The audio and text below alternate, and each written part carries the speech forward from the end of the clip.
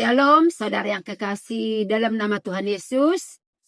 Kita jumpa lagi, belajar atau membahas meterai yang kelima. Ya, saudara yang kekasih, kita semangat belajar mengenai meterai yang kelima. Meterai yang kelima itu, saudara, adalah di waktu malaikat Tuhan membuka meterai, terjadilah martir. Jiwa-jiwa yang dibunuh karena kesaksian tentang Tuhan Yesus.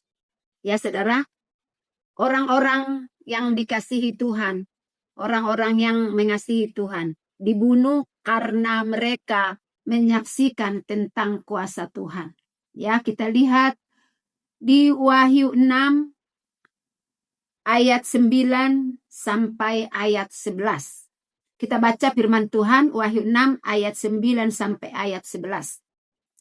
Dan ketika anak domba itu membuka meterai yang kelima, aku melihat di bawah mezbah jiwa-jiwa mereka yang telah dibunuh oleh karena firman Tuhan dan oleh karena kesaksian yang mereka miliki.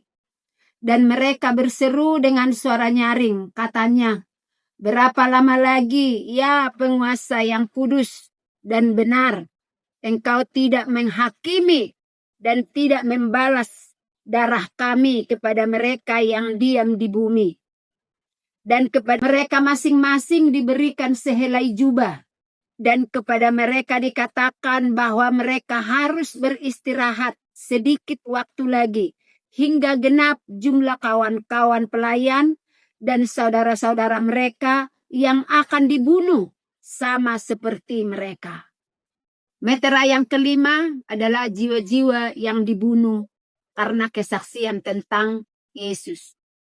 Jiwa-jiwa mereka yang telah dibunuh karena firman Tuhan dan karena kesaksian mereka sehingga mereka menjadi martir. Ada penganiayaan terhadap orang kudus atau orang Israel dan orang Kristen yang tertinggal, ya, tertinggal tidak masuk kepada pengangkatan oleh antikris. Mereka meninggal karena penganiayaan, bukan karena murka Tuhan. Jadi martir-martir Tuhan ini meninggal bukan karena murka Tuhan. Seperti di meterai 1, meterai 2, 3, dan 4. Itu murka Tuhan. Tapi mereka meninggal bukan karena itu. Tapi martir-martir Tuhan meninggal karena dibunuh karena kesaksian mereka tentang Yesus. Ya, saudara, jadi di waktu meterai pertama sampai meterai kelima dibukakan, mereka tetap masih selamat, masih hidup. Tapi mereka dibunuh karena kesaksian mereka tentang kebenaran Yesus. Mereka yang menjadi martir diberi sehelai jubah putih dan memerintah sebagai raja. Wahyu 20 ayat 4. Ya, saudara, mereka diberi jubah putih dan mereka memerintah sebagai raja. Kita lihat di Wahyu 20 ayat 4. Wahyu 20 ayat 4, demikian firman Tuhan. Lalu aku melihat tahta-tahta dan orang-orang yang duduk di atasnya. Kepada mereka diserahkan kuasa untuk menghakimi. Aku juga melihat jiwa-jiwa mereka yang telah dipenggal kepalanya karena kesaksian tentang Yesus dan karena firman Tuhan, yang tidak menyembah binatang itu dan patungnya, dan yang tidak juga menerima tanda pada dahi dan tangan mereka, dan mereka hidup kembali dan memerintah sebagai raja bersama-sama dengan Kristus untuk masa 1000 tahun. Ya, saudara-saudara yang kekasih dalam nama Yesus, mereka yang menjadi martir dan mereka akan hidup kembali dan mereka akan memerintah sebagai raja bersama-sama dengan Tuhan Yesus. Saudara yang kekasih, ya, sekalipun mereka tertinggal, saudara, mereka tidak mau menyembah patung itu. Patung yang dibuat antikris itu. Dan mereka juga tidak mau menerima tanda antikris. Itu juga salah satu mereka dibunuh. Karena mereka tidak mau menerima tanda antikris dan mereka juga tidak mau menyembah patungnya, sehingga mereka dibunuh. saudara, dan mereka bangkit kembali dan mereka akan memerintah sebagai raja bersama-sama dengan Tuhan kita di dalam 1000 tahun, saudara ya. Tetapi mereka yang telah terlebih dahulu diangkat pada awal 7 masa kesusahan tidak hanya menjadi raja, tetapi juga imam. Ya, imam-imamnya Tuhan. Nah, ada orang yang diangkat, terlebih dahulu diangkat pada awal 7 tahun masa sukar. Mereka yang diangkat di awal 7,5 tahun itu, mereka bukan hanya menjadi raja, tetapi juga menjadi imam-imamnya Tuhan. Ya, Wahyu 20 ayat 6. Kita baca firman Tuhan ya saudara ya. Wahyu 20 ayat 6. Berbahagia dan kuduslah ia yang mendapat bagian dalam kebangkitan pertama. Kematian yang kedua tidak berkuasa lagi atas mereka, tetapi mereka akan menjadi imam-imamnya Tuhan dan Kristus, dan mereka akan memerintah sebagai raja bersama-sama dengan Dia 1000 tahun lamanya. Ya saudara, dan mereka juga yang diangkat awal tahun masa sukar, mereka juga akan menjadi imamnya Tuhan, memerintah bersama-sama dengan Tuhan, dan orang-orang yang tertinggal yang tidak terangkat, yang menjadi martir juga, mereka juga bersama-sama memerintah dengan Bapa sebagai imam-imamnya Tuhan, akan memerintah mereka, saudara ya. Itu sungguh-sungguh luar biasa kuasa Tuhan kita.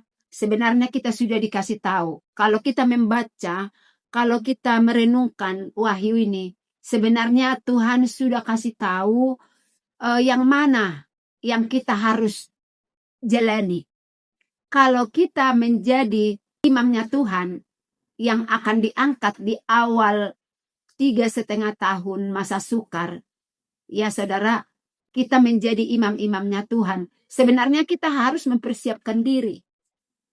Ya saudara ya, kita harus mempersiapkan diri. Sebenarnya kita sudah dikasih pilihan. Kalau kita membaca firman ini, sebenarnya saudara, kita harus tahu mempersiapkan diri. Kita mau jadi imam, kita mau jadi terangkat di awal masa sukar, atau kita masuk ke antikris. Di sini kita sebenarnya sudah jelas tahu. Kalau saya diangkat di awal tahun masa sukar itu, saya juga akan menjadi memerintah bersama-sama dengan Bapa.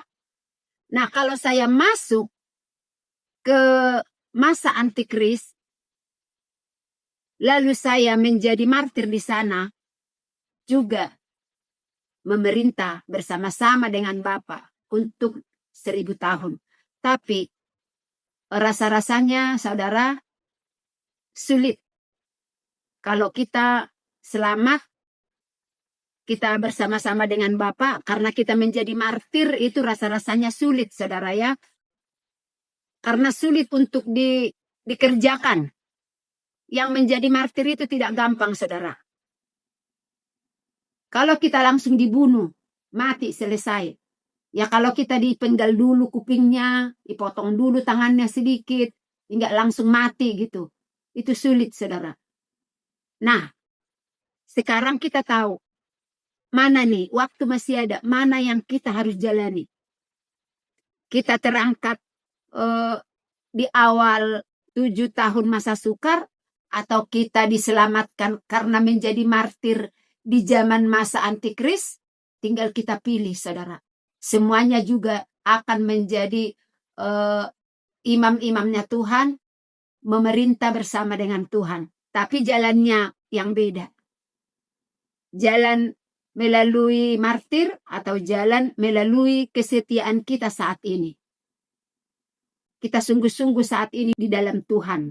Supaya kita tidak masuk ke masa sukar. Tapi kita diangkat di awal 7 tahun masa sukar itu, saudara ya.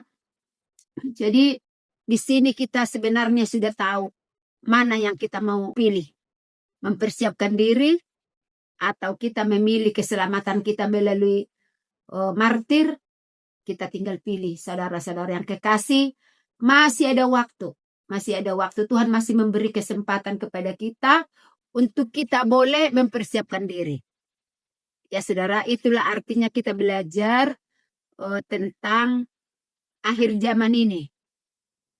Karena saya rindu, seperti saya bilang dari pertama, saya rindu membagikan buat kita semua apa yang saya tahu. Supaya kita juga dapat berjaga-jaga oleh karena firman Tuhan. Saya tahu karena firman Tuhan. Saya tahu karena saya membaca firman Tuhan. Dan saya membagikan buat saudara. Karena masih ada waktu untuk kita mempersiapkan diri, kita menjadi hitungan yang disingkirkan Tuhan atau diangkat Tuhan dari muka bumi ini. Tapi bukan hitungan orang yang masuk ke zaman antikris akan menjadi martir, baru kita bisa selamat, saudara yang kekasih. Nah, mari kita belajar sama-sama, kita mempersiapkan diri sama-sama, karena kita sudah tahu kebenaran. Kita mau melalui jalan mana? Mau melalui jalan kita bertobat supaya kita terangkat di awal 7 tahun masa sukar, atau kita masuk ke antikris sehingga kita akan menjadi martir. Nah, ini pilihan, saudara. Nah, saya boleh membagikan, kiranya kita boleh setelah mendengar ini, kita sama-sama belajar, mempersiapkan diri, kita meninggalkan perbuatan-perbuatan yang tidak layak di hadapan Tuhan. Ya saudaraku yang kekasih dalam nama Tuhan Yesus, inilah meterai yang kelima yang dibukakan malaikat itu. Dan meterai yang keenam selanjutnya, saudara, kita akan belajar kembali. Dan sampai di sini dulu pembahasan meterai yang kelima. Tuhan Yesus memberkati.